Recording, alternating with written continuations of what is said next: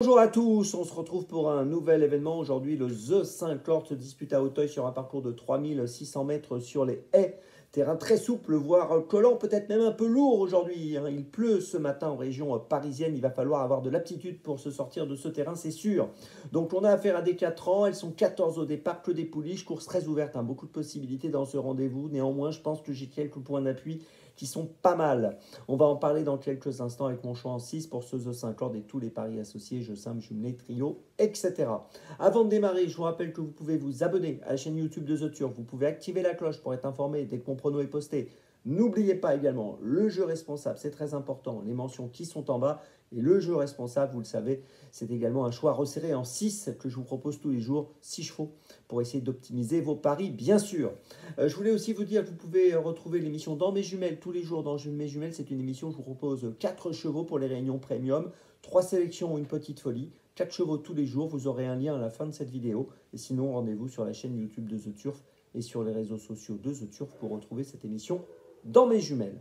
Allez, on démarre pour ce The 5. J'espère que j'ai fait les bons choix et j'ai placé en tête, après avoir longuement réfléchi, le numéro 9, Cristal du Seuil. Alors pourquoi j'ai choisi Cristal du Seuil? Parce qu'elle vient de finir 3e du prix Alain et Gilles de Goulen le 14 septembre dernier à Auteuil. Donc sur cette piste, c'est une performance qui est quand même plutôt encourageante, très encourageante. Auparavant, elle avait bien couru au mois de juin, toujours à Auteuil dans des courses de qualité. 2e au début du mois de juin, 5e durant le mois de juin d'un groupe 3. 8 courses courues, 5 podiums. Entraînement Michael Serror en forme. Donc pas mal de choses positives pour elle, j'y crois. Montée par Kevin Labèche, la place en tête. En 2e position, j'ai retenu le 3, Safi de Well, qui a d'abord bien fait en steeple. On l'a vu à Segré, gagné en steeple, à Clairefontaine le 5 août en steeple. Et puis dernièrement, sur les haies de Clairefontaine, elle a gagné également le 19 août. Alors c'est vrai qu'elle a été remontée de 4 kg sur l'échelle des poids, c'est quand même beaucoup. Mais cette pensionnaire d'Arnaud Chaillet me semble encore compétitive, donc je la garde dans les 3. En 3e position, j'ai placé le 6, Isis Dinor. Attention à elle, j'ai longtemps hésité à la mettre en tête, mais finalement je l'ai mise 3e et j'aurais pu la mettre en tête.